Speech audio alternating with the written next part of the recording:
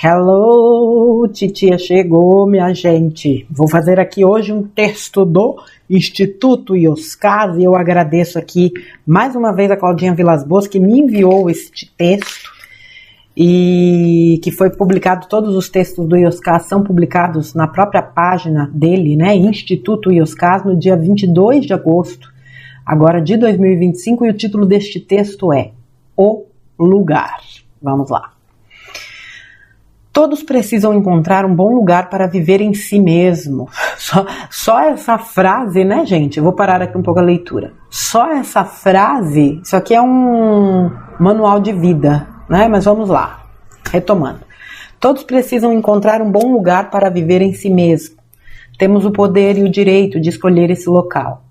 Não raro, deixamos que os outros nos coloquem onde eles acreditam que devemos ficar. Na maioria das vezes, quando isso acontece, nos permitimos morar em lugares muito ruins. Se permitimos, a culpa não é deles. Ponderou o velho, como carinhosamente chamávamos o monge mais antigo da ordem. Enrico, o monge italiano, estava irritadíssimo. Sentia-se assim por causa das atitudes de Francesco, seu irmão. Alegava que tivera a paz usurpada. O bom monge lhe ofereceu outro olhar. A paz é uma conquista, jamais uma concessão. Logo, nunca vem do mundo, ela brota no coração, não pelo acaso da mudança dos ventos ou das estações, mas pela dedicação incansável de quem sabe que somente a consciência tem o poder de definir o endereço da sua própria residência. Esta conversa começara havia alguns minutos. O mosteiro ainda dormia. Acordei de madrugada. Dirigi-me à cantina em busca de uma caneca de café. Ao entrar, o aroma do café fresco denunciava a presença de alguém. Encontrei o velho sentado à mesa próxima às janelas, com vista para as montanhas e as estrelas.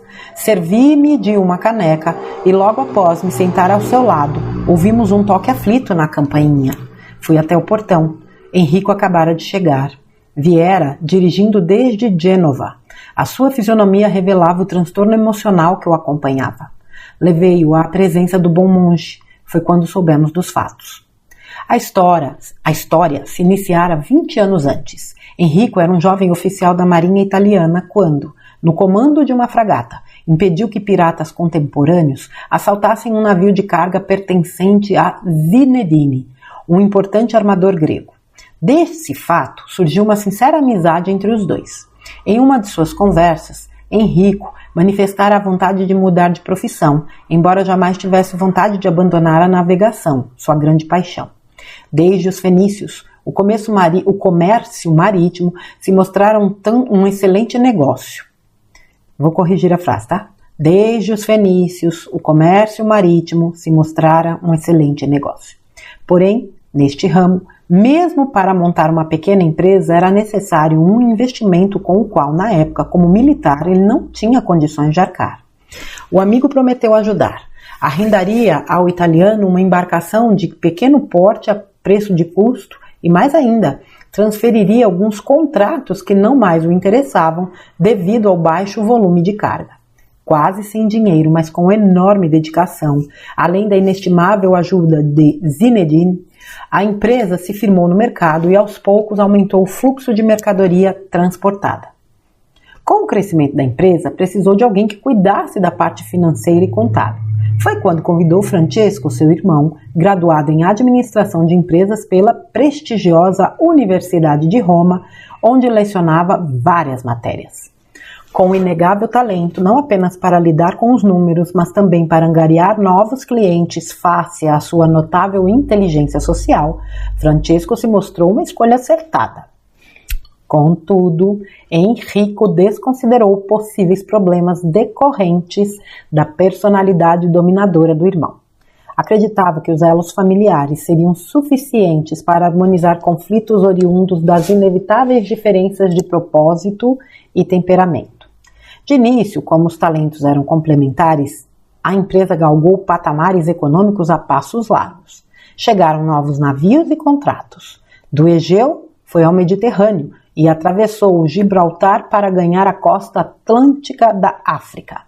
A leste foi até o Mar da China, tornaram-se uma potência do transporte comercial marítimo. Para crescer ainda mais, precisaram abrir o capital da empresa. Coordenados por Francesco, um conselho composto pelos principais acionistas opinava quanto aos novos rumos e negócios. Apaixonado pelo mar e por embarcações, avesso aos números e às reuniões, Enrico se dedicava à área operacional. Passava os dias nos portos e convés sem maiores preocupações administrativas. Tinha total confiança no irmão. Visando não apenas lucros maiores, mas também o controle absoluto da empresa, Francesco convenceu ao conselho que o irmão, sob o pretexto de não se descuidar da segurança, realizava gastos excessivos na manutenção dos navios, deixando escoar boa parte dos dividendos. Um marinheiro dedicado com uma visão empresarial ultrapassada. Com esta frase, ele encerrou a reunião, na qual atingiu a maioria dos votos que deliberou pelo afastamento de Enrico da diretoria da empresa criada pelo próprio Enrico. Continuaria recebendo um ótimo salário, além dos dividendos correspondentes às ações que possuía. Entretanto, não mais exercia qualquer função diretiva ou operacional. Na prática, uma aposentadoria compulsória. Sinto-me como se tivessem me amputado, não um dos membros, mas a paixão, o prazer, confessou Enrico. Estava inconsolável com o que considerava uma traição, mais ainda por ter vindo de quem menos esperava. Enrico se recusou a aceitar os argumentos do bom monge. Estava longe dos navios e do mar, não por escolha, mas por maquiavelice de Francesco. Não tinha se colocado neste lugar amargo que estava, porém fora empurrado para lá. O velho lhe corrigiu o raciocínio. O bom lugar a que me refiro é dentro de você. O ódio e a mágoa têm o poder de nos deixar morando em lugares horrorosos. Lembre-se que cada um mora em si mesmo. Inconsolável, Henrique disse que se sentia assim por culpa do irmão. O bom monge ponderou. O comportamento do seu irmão pertence a ele. As consequências também. O monge italiano discordou. Embora tivesse se valido da maldade, Francesco estava bem. Tinha se tornado o manda-chuva da empresa. Em contrapartida, a ele caberia viver de pijamas, ironizando a si mesmo. O velho então pontuou. Parece que por não saber reagir às adversidades, você permite que o mal o destrua. Não porque alguém o praticou, mas em razão de o ter aceitado como hóspede em sua casa. Não há como controlar o comportamento dos outros, mas temos pleno poder para decidir como iremos lidar com qualquer situação. Isso define com quais sentimentos iremos conviver.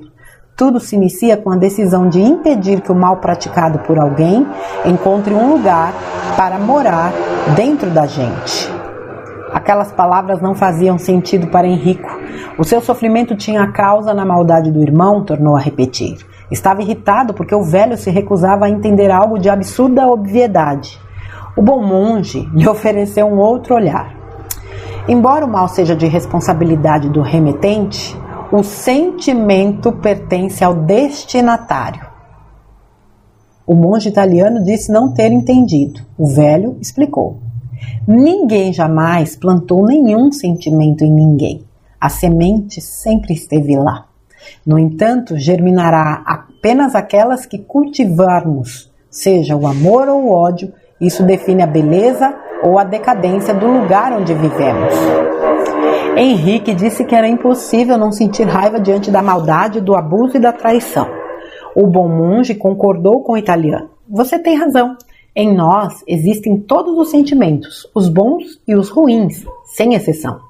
Porém, quem não domina as próprias emoções se torna escravo delas. Cada um mora nos sentimentos que escolheu para viver. Henrico rebateu que não se arranca um sentimento como se joga fora um objeto ou se troca de roupa. O velho anuiu para argumentar. Sem dúvida, os movimentos internos têm níveis de dificuldade mais elevados. Temos mais facilidade em lidar com as coisas do mundo do que com a própria alma. Daí a estranheza do trato consigo mesmo. Contudo, vale lembrar, sentimentos não são como cogumelos que brotam depois da chuva. São construções mentais. O monge pediu para que ele explicasse melhor. O velho foi didático. Ora como um laboratório, ora como uma fábrica, a mente processa toda a informação a que tem acesso. Fatos e notícias, estudos e condicionamentos, conceitos e preconceitos, observações e crenças interagem em ritmo contínuo e incessante, por vezes lúcido, noutros caótico. Cada momento produz um entendimento, igual ou diferente do anterior, a depender da capacidade de dinamismo, harmonia e resiliência mental. Por sua vez, cada entendimento gera um tipo de sentimento. Alguma vez, você mudou o olhar que tinha sobre algo ou alguém? Henrico respondeu que isso acontecera diversas vezes. O bom monge prosseguiu. Ao modificar o olhar, o sentimento sobre aquela pessoa ou situação também mudou? O italiano disse sim com a cabeça. O velho então concluiu. Se ao mudar a compreensão conseguimos transformar as emoções, constatamos a simples, porém, poderosa verdade de que os sentimentos não passam de construções mentais. A depender da interpretação, um diferente sentimento será construído. Assim produzimos os sentimentos bons ou ruins que nos servirão de moradia. Se os sofrimentos são decorrentes dos sentimentos ruins e se a mente os cria conforme seu grau de lucidez, o poder de desmanchar os sofrimentos está em nossas mãos, ou melhor, em nossas mentes. O monge italiano perguntou se o seu sofrimento era decorrente do modo caótico de como a sua mente processava todas as informações, experiências e crenças que o habitavam. O velho foi assertivo. Exatamente. Para adquirir maior capacidade de percepção e sensibilidade no pensar, escalando do caos à lucidez, se faz necessário permitir uma maior participação da consciência para fascinar da mente os elementos que a poluem e aperfeiçoar a elaboração do raciocínio através de um conteúdo que aos poucos tenha cada vez menos vícios, cada vez mais virtudes. Henrico questionou se a mente e a consciência não seriam a mesma coisa. O monge esclareceu: de jeito nenhum. Embora seja um engano comum, tratam de aspectos diferentes do ser. A mente é o ego. A consciência manifesta a alma. A mente cuida das questões do mundo, a consciência também, porém sob outro viés. Enquanto o ego tem preocupações inerentes à sobrevivência, a alma prioriza os valores de transcendência, apenas possível de realizar através das experiências de sobrevivência oferecidas no mundo. Uma simbiose necessária, em suma, transcendemos no exercício das relações comuns ao cotidiano, após alinhar tanto a mente quanto a consciência sob um mesmo propósito evolutivo, um genuíno desafio existencial. Um sujeito com o ego exacerbado e a alma acanhada tem o pensamento influenciado pelos interesses rasteiros do orgulho, da vaidade, da ganância, do egoísmo e das sombras similares. No extremo contrário, com a consciência exaltada e a mente anulada, viverá em devaneios distantes da realidade, desperdiçando as experiências evolutivas. Faz-se indispensável o exato alinhamento entre mente e consciência. À medida do amadurecimento do ego, iniciado após o entendimento de que o atual modo de compreender a realidade produz uma sequência de sofrimentos sem fim, pela necessidade de cura e libertação, vai buscar na alma diferentes orientações para reaprender a pensar. Este é o ponto de mutação do caos à lucidez. A consciência reorganiza a mente, alterando interesses, valores e prioridades. Embora jamais abandone as conquistas materiais, não mais permitirá que esteja dissociada e à frente dos avanços espirituais. Com essas novas lentes e filtros, conseguirá depurar inconsistências e redimensionar os limites da verdade. De densos a sutis, os sentimentos se modificam por completo, redesenhando a realidade, o lugar onde cada pessoa transita no mundo como resultado da própria compreensão sobre si mesma e a vida. Segurando a caneca com as duas mãos, Henrico deixou os pensamentos vagarem entre as estrelas de uma noite sem lua. Após alguns minutos sem dizer palavra, o monge italiano quis saber como se livrar do ódio que o corroía. O velho respondeu de pronto: perdoe. Henrico balançou a cabeça em negação e disse que o irmão estava orgulhoso e satisfeito pelo ardil engendrado. Nem de longe dava sinais de arrependimento. O bom monge argumentou: Francesco, pode demorar séculos para se arrepender, literalmente. Enquanto isso, a raiva e a mágoa destruirão um pouco de você a cada dia. Não faça isso consigo mesmo. Ficar à espera do arrependimento de alguém é criar um vínculo doloroso com a disponibilidade alheia. Equivale a entregar a sua vida nas mãos de quem, neste momento, não lhe nutre afeto e respeito. Deixe-o ir, para que você possa se libertar. O perdão surge da sabedoria de impedir que o mal praticado por outra pessoa faça morada dentro da gente. Perdoar é, antes de tudo, gesto de amor próprio. No mais, não significa que esteja validando a atitude de Francesco. Perdoar não é absolver, tampouco esquecer, porém se desconectar do mal e da dor.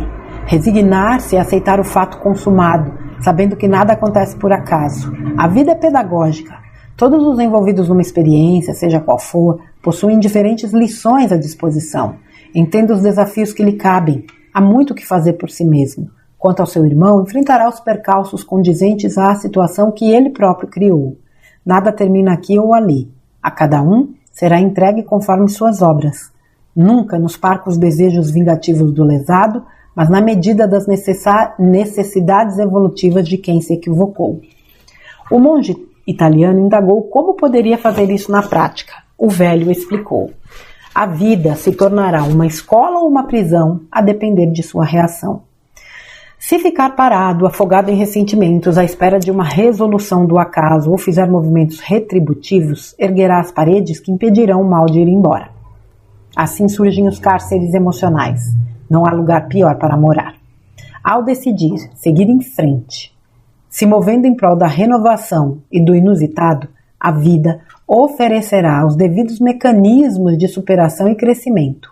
O aprendizado será incomensurável. A escolha é sua. O mosteiro despertava. Aos poucos, os monges chegavam para o café da manhã. Ainda impactado com os fatos e com a conversa, Enrico agradeceu o acolhimento e se retirou para levar a mala ao quarto que ocuparia durante aquele período de estudos. Os dias se passaram. Observei o monge italiano dedicado aos cursos e palestras, embora participasse pouco dos debates. Como se uma transformação interior estivesse em curso. Ficava sozinho nos intervalos, sentando na varanda com o olhar para além das montanhas. Notei a sua presença nas sessões de meditação, um exercício importante para auxiliar a consciência a emergir à tona da mente. Era nítida e admirável a movimentação interna de Enrico, um jeito seguro de sustentar e balizar as próximas ações pelo mundo. Assim como a vida, o perdão exige movimento, tanto intrínseco como extrínseco, para que possa florescer. Com quase 50 anos de idade, ele se mostrava um dedicado aprendiz. Ao final daquele ciclo de aprendizagem, o monge italiano nos procurou, disse ter tomado uma decisão. A sua paixão pelo mar e pelas embarcações não podia restar cerceada pela atitude de outra pessoa. Essa decisão cabia apenas a si mesmo e ele estava longe de a adotar. Aproveitaria o dinheiro e a experiência que acumulara nos últimos anos para montar uma empresa especializada na reparação, na manutenção e reparos de navios. Assim, trabalho e paixão se manteriam alinhados em sua vida. Quanto à antiga empresa de transporte de mercadorias em Gênova, venderia as ações que possuía. Era um só ato. Não apenas se desligaria do passado, mas também aumentaria a capacidade de investimento necessário à nova empreitada. O velho sorriu em aprovação. Ao dar continuidade à vida, Enrico realizava um nítido e eficaz movimento em prol do amadurecimento, do perdão e da regeneração pessoal. O italiano sorriu de volta, girou nos calcanhares e partiu. Alguns anos se passaram. A cada período de estudos, Enrico atualizava as notícias de sua nova empresa. Instalada no porto de Gioia Tauro, a maior do sul da Itália, localizado num ponto estratégico para as rotas comerciais entre a Europa, a África e a Ásia, recebia um fluxo cada vez maior de navios para manutenção e reparo. Desta vez, não transferiu a administração para a responsabilidade de terceiros. Embora assessorado, se mantinha à frente das principais decisões. Adquirira maior confiança em si mesmo. Não se tratava de soberba, mas de um poder oriundo do autoconhecimento e do amor próprio, natural em quem aceita os desafios inerentes à superação. Conquistara um sorriso sincero e uma encantadora doçura no olhar. Tornara-se um homem acolhedor e delicado no trato pessoal. Em um ciclo de estudos recentes, Henrico enviou uma mensagem avisando que se atrasaria alguns dias. Quando comuniquei o fato ao velho, o bom monge me mostrou a notícia de que a empresa de Francesco tivera um grave problema com um de seus navios por falta de manutenção, justamente no setor que era de responsabilidade do monge italiano, no qual, na época, fora afastado por causa dos alegados gastos excessivos. Desde então, o irmão passara a economizar na manutenção das embarcações.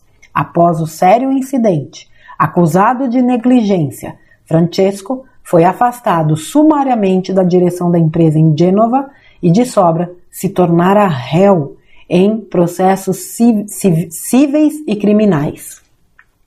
As ações despencaram na bolsa de valores. Henrico aproveitara o momento de baixa para adquirir o controle acionário da empresa de transporte e anexando como segmento a sua firma de manutenção e reparos.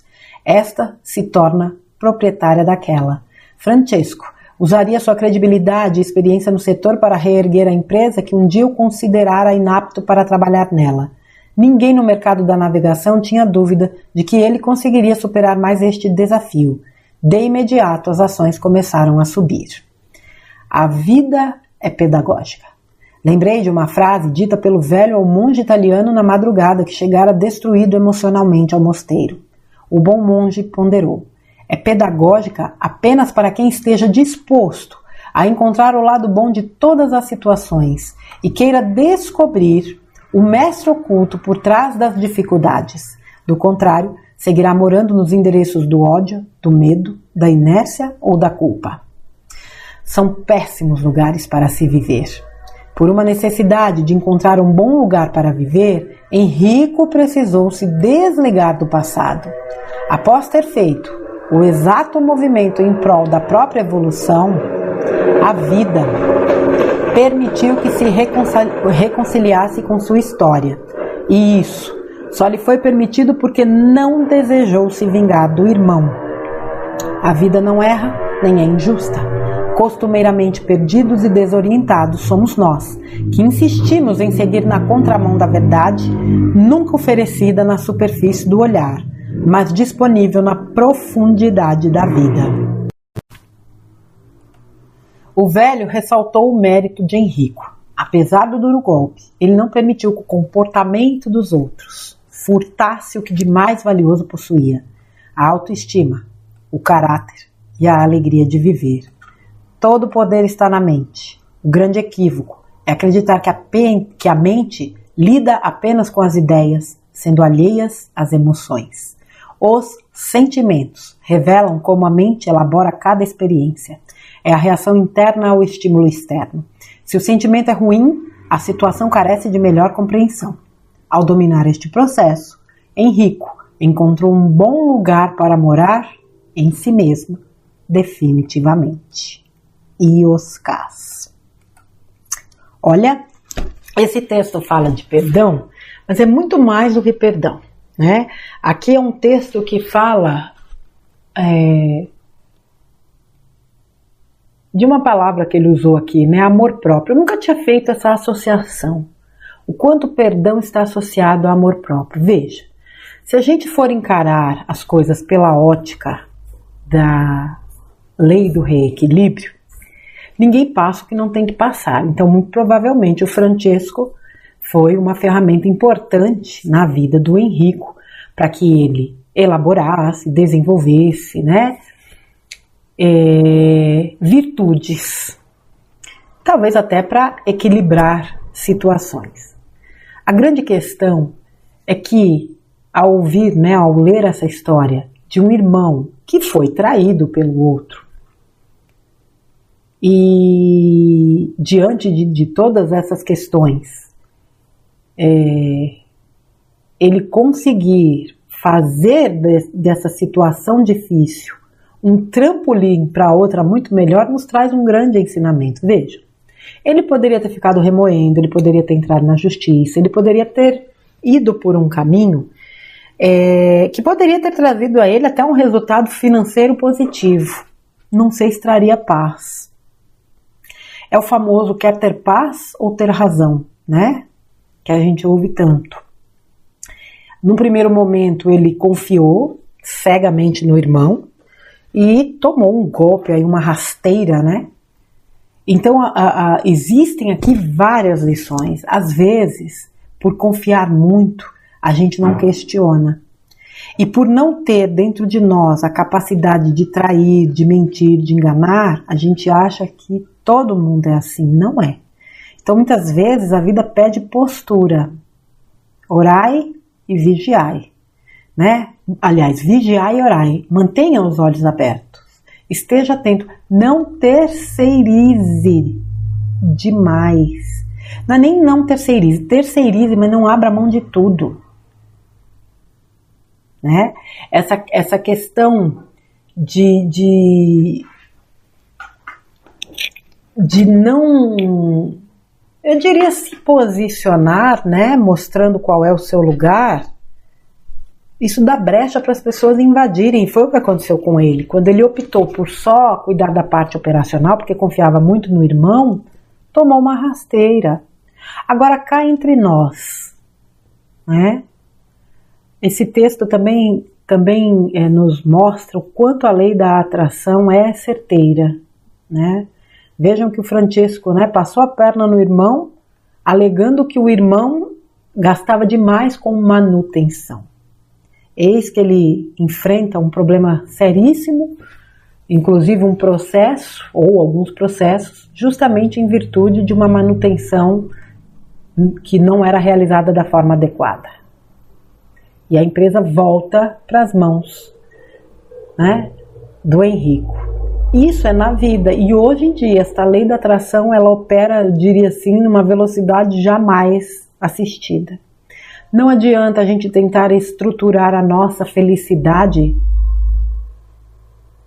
passando por cima dos outros. O que é nosso, vem para a nossa mão. Vem mesmo. E todo aquele que ainda vive alinhado com essas energias de ganância, porque isso é ganância. Ambição não é problema. Você ter a ambição de crescer, de conquistar, é legal. O problema é a ganância, porque é isso que te faz passar por cima de todo mundo. E uma pessoa dessa certamente não vive em paz. Ela pode, como que eu posso dizer a vocês? Ela pode usufruir de muitas benesses materiais, mas tudo nessa vida tem um preço. E não há nada mais valioso do que a paz de consciência, né? Logo lá no começo, tem tem uma frase do velho que diz a seguinte, além da primeira, né, todos precisam encontrar um bom lugar para viver em si mesmo. A paz é uma conquista, jamais uma concessão. É algo que você trabalha, porque você constrói dentro de você, independentemente do que acontece lá fora. Eu costumo dizer para as pessoas que eu atendo, imagine se a gente fosse se deixar levar ou abater por tudo que está acontecendo aí fora. A gente já teria desistido, gente, há muito tempo. Então não é o que está fora, é o que está dentro. O ódio e a mágoa têm o poder de nos deixar morando em lugares horrorosos. Mágoa, ódio, ranço, né? O egoísmo, essa competição exacerbada. E muitas vezes a gente se deixa contaminar pelo que o outro sente, né? O comportamento do seu irmão pertence a ele, e as consequências também, a cada um segundo suas obras. Eu não posso me contaminar pela maldade do outro, pela mágoa do outro, pela raiva do outro. Eu tenho que estar consciente do que eu sinto, porque eu tenho poder sobre o que eu sinto.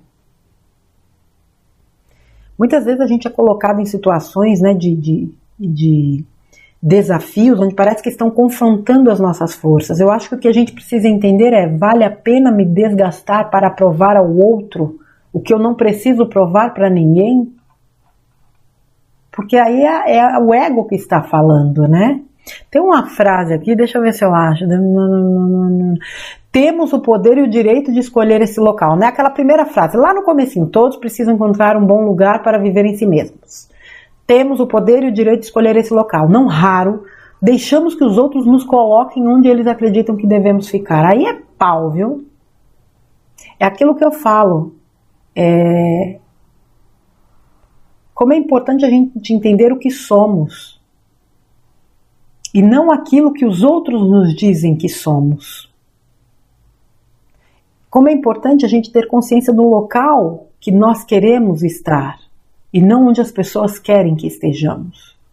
O que os outros querem pra gente é uma questão delas, nem sempre é nossa. Aliás, quase sempre não é nossa. E isso tem relação com as escolhas que a gente faz, quando a gente permite que os outros nos invadam, quando a gente permite que o mal dos outros nos afete. Não tem uma frase que diz, não permita que a guerra do outro abale a sua paz? É exatamente isso. A gente não tem o menor controle sobre o comportamento do outro. Mas a gente tem controle sobre como nós vamos lidar com as situações do nosso entorno. Se acontece algo de ruim e eu fico vibrando naquela energia, né, negativa, é porque aquilo já está em mim. É o que ele falou, embora o mal seja responsabilidade do remetente, o sentimento pertence ao destinatário. Ninguém jamais plantou nenhum sentimento em ninguém, a semente sempre esteve lá. E vai germinar as que cultivarmos, seja o amor ou o ódio. Então não tem isso, fulano me fez me sentir assim. Ele foi, digamos, o gatilho, mas aquele sentimento já estava lá. E é interessante que esse sentimento seja olhado. Para quem não domina as emoções, quem não domina as emoções se torna escravo delas. Quem não domina as próprias emoções se torna escravo delas. Cada um mora nos sentimentos que escolheu para viver. Então, por exemplo, acontece uma coisa com você, como aconteceu aqui com o Henrico, né? Eu posso ficar ruminando no ódio, na raiva, querendo, né, no desejo de vingança, Eu estou escolhendo esse caminho. Como eu posso escolher, quer saber? Eu vou viver minha vida como fez o Henrico, né? Não, eu amo o mar, eu amo esse trabalho que eu realizo, eu fui tirado da empresa, então eu vou vender as ações e vou abrir uma outra empresa. E o fez muito mais maduro, com um nível de conhecimento e experiência maior, inclusive sobre a postura que ele deveria ter, de não largar na mão dos outros o seu patrimônio. Então, muitas vezes a gente passa desafios, né? Eu atendo pessoas que estão passando por momentos bastante desafiadores, mas a gente sempre conversa muito sobre o aprendizado que foi extraído das situações que o trouxeram até aqui. É esse olhar que a gente precisa ter. O que é que eu aprendo com isso agora? Perdão, gente. O que é que essa situação vem me ensinar? Essa é sempre a maior, não é nem a maior, essa é sempre a primeira pergunta a se fazer. O que é que isso está querendo me ensinar? É trocar o porquê comigo pelo que é que isso está querendo me ensinar. Um ponto importante neste texto. Sentimentos são construções mentais. A gente olha isso muito fragmentado, como sentimentos, emoções, sentimentos e emoções e o campo mental, né? O campo emocional e o campo mental estivessem fragmentados, não estão. Essa foi a melhor explicação que eu ouvi disso. Porque se a gente alimenta, vamos supor, a gente forma uma opinião sobre uma pessoa. Dali um tempo você vai conhecendo aquela pessoa e não sei o que, você vai mudando a forma, né, de olhar e entender aquela pessoa, você muda o que você sente por ela, Você mudou aquele sentimento porque você compreendeu quem era ela.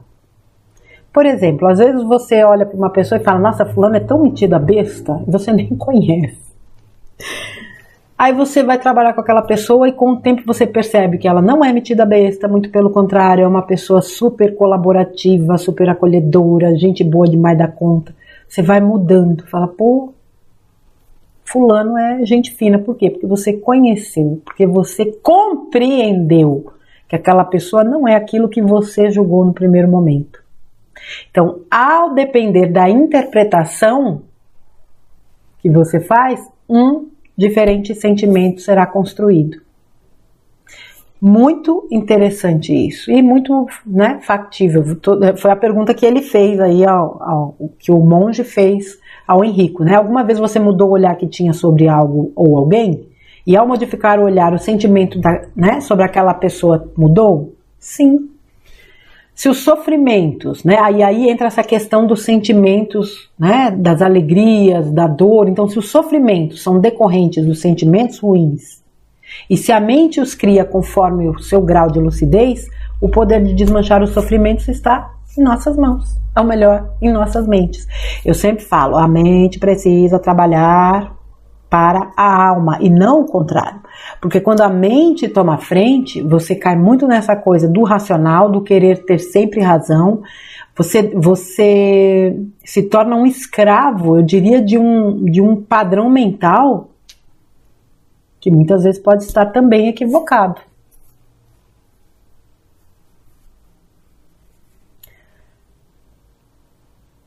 Trabalhar o campo mental, especialmente em momentos de crise, é o que muitas vezes, trabalhar o campo mental que eu digo, acalmar, para que você tenha condições de pensar, de refletir, de extrair a melhor decisão, a melhor, o que de melhor você pode fazer naquela situação. Você precisa desta organização mental para o fluir da vida. Senão é complicado. Gente, uma mente bagunçada faz estrago. Faz estrago. E lembrando que mente é uma coisa, consciência é outra. A mente é o ego, a consciência manifesta a alma. O ego está muito ligado à coisa da sobrevivência, né? Então quer resolver tudo aqui. A consciência não. A consciência, ela transcende, ela expande. Mas é óbvio que a mente é um instrumento que eu falo, né? A mente trabalhando para a alma. A mente precisa estar a serviço da consciência. Tem um trecho que ele fala que a consciência, ela reorganiza a mente. É o que eu estou falando da reorganização. Reorganiza a mente, alterando interesses, valores e prioridades. Embora jamais abandone as conquistas materiais, mas ela não permitirá que esteja dissociada e à frente dos avanços espirituais. Isso é equilíbrio. Quando você cultiva e trabalha por valores espirituais, você tem, obviamente, uma estrutura. Veja, valores espirituais não têm relação com religião. Tem gente que pode pensar assim, mas fulano de tal, ele não tem religião e ele dá muito valor às coisas da matéria e é muito bem sucedido. Uma coisa não tem nada a ver com a outra. A pessoa pode não ter religião, ser uma pessoa que dá valor. Aliás, você tem que dar valor à matéria. Você vive no mundo material, você não pode ser escravo dela. Agora, ele pode ser uma pessoa não religiosa, porém altamente crística. O que é ser crístico? Ele pode nem acreditar em Deus, em Jesus, enfim. Mas se ele é crístico, ele é amoroso, ele é compassivo, ele é justo, ele é honesto, ele é alegre, ele é colaborativo. É isso que conta no final das contas. A atitude, a intenção, o amor disponibilizado nas palavras, nas ações. Né? Tem um dado trecho aqui, quando o monge fala, né, pro Henrico perdoar, e o Henrico rebate, né, que o irmão não tinha se arrependido. De novo aqui, a gente não pode esperar que alguém se arrependa. Eu só vou ser feliz quando fulano se arrepender e vir me pedir perdão. Que vidinha tosca essa, não? Solta, libera. A questão do perdão, ela tem uma outra, a gente tem um outro ponto que é importante ser falado. Hoje, com o nível de consciência que a gente tem e considerando as leis universais, ninguém tem nada para perdoar de ninguém, porque tudo é ferramenta de aprendizado. Se eu pedir para passar por aquilo, se eu vim para aprender aquela lição, eu não tenho nada para perdoar. Tá tudo certo, todo mundo fez o que tinha que ser feito. Agora, trabalhando o conceito de perdão, quando você perdoa, você se respeita, você entende que você não merece ficar carregando o peso do ódio, da raça. Você não está perdoando o outro, você está se perdoando. Ai, solta isso aí. Eu não mereço carregar esse saco de pedras. Vamos liberar esse espaço? Deixa o fulano ir. A cada um segundo as suas obras. Cada um vai dar conta daquilo que faz, que pensa, que sente. O perdão surge da sabedoria de impedir que o mal praticado por outra pessoa faça morada dentro da gente. Perdoar é, antes de tudo, gesto de amor próprio. Não é absolver, não é esquecer, mas é se desconectar da maldade, da dor. É o que eu falei de se contaminar. É impedir que o mal praticado pelo outro more dentro de mim. Se mora porque já tem aquela, entre aspas, memória. É limpar essa memória. É permitir que essas energias sejam dissolvidas, que elas não encontrem terreno fértil dentro de nós. A vida se tornará escola ou prisão a depender de sua reação. Se ficar parado, afogado em ressentimentos, à espera de uma resolução do acaso ou fizer movimentos retributivos, erguerá as paredes que impedirão o mal de ir embora. Esperar pelos outros, trabalhar no sentimento de vingança, esperar que o acaso resolva. Aí surgem os cárceres emocionais, tanta gente presa em cárceres emocionais porque está esperando que as coisas aconteçam lá fora, né? Ao decidir seguir em frente, se movendo em prol da renovação, do inusitado, a vida oferecerá os devidos mecanismos de superação e crescimento. O aprendizado será incomensurável, a escolha é sua. Que foi o que ele fez, né? Refletiu, ponderou, decidiu que ele não queria aquele caminho da vingança. Solta, eu vou viver a minha vida. Eu tomo posse do que de fato é meu. Eu tenho controle sobre o que eu posso fazer comigo, na minha vida, não com o outro. E é incrível que quando você de fato olha para você, para suas necessidades, para aquilo que você deseja, precisa realizar, o universo abre as portas. Traz nas suas mãos ferramentas, pessoas, circunstâncias, situações. Traz. Mas para isso você precisa realmente estar em alinhamento, senão não. E deixa eu ver aqui se tem mais alguma coisa.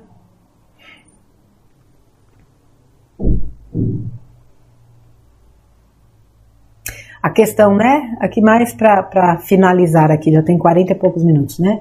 Tem um momento que o monge diz que a vida é pedagógica. É pedagógica apenas para quem esteja disposto a encontrar o lado bom de todas as situações. Ficar na lamúria, na reclamação,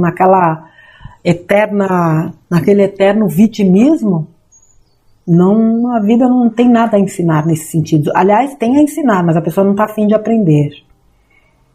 E ali ela entra naquele círculo vicioso, né, de ódio, de mágoa, e acaba não extraindo as lições necessárias, não aproveitando aquilo que é útil para ela.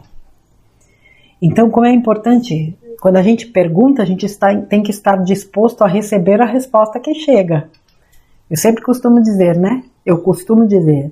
Nem sempre a resposta vem do jeito que a gente quer, mas virá sempre da forma que a gente precisa. Por uma necessidade de encontrar um bom lugar para viver, Henrico precisou desligar do passado. E após ter feito o exato movimento em prol da própria evolução, a vida permitiu que ele se reconciliasse com a sua história. É outra coisa, né? viver remoendo o passado ou viver ansioso com o futuro. E o agora está aqui. Que é a única coisa que a gente tem. É agora que a gente planta, é agora que a gente vive. É agora que a gente cresce, é agora que a gente ama. É só agora. Então não adianta. Desligue-se do passado. Eu vejo tanta gente sofrendo por conta do passado, pelo que fez, pelo que não fez, disse, não disse. Não tem como voltar atrás, não existe de volta para o passado. Embora existam linhas de tempo, mas esse fractal aqui não tem como voltar ao passado. Mas eu posso construir um amanhã muito melhor. Apesar do duro golpe, Henrico não permitiu que o comportamento dos outros furtasse o que mais de valioso ele possuía: a autoestima, o caráter e a alegria de viver. Todo o poder está na mente. O grande equívoco é acreditar que a mente lida apenas com ideias, sendo alheias às emoções. Os sentimentos revelam como a mente elabora cada experiência, é a reação interna ao estímulo externo. Autoestima não tem a ver com vaidade. Botar uma boa roupa, né, as mulheres uma boa maquiagem, não sei o que. Vaidade é por os outros. Autoestima é pra gente. Autoestima é você se sentir muito bem. Pode estar todo escangalhado, inclusive, de pijama, acabou de acordar, olhar no espelho e se sentir bem, se amar, se respeitar, se valorizar. Autoestima é a estima, é o querer bem por si mesmo. E isso ninguém toma de você, exceto que você permita, né? A autoestima, o caráter e a alegria de viver. Um tripé aí muito importante, que estrutura também o nosso comportamento para que o que o outro ou os outros nos fazem não nos afetem.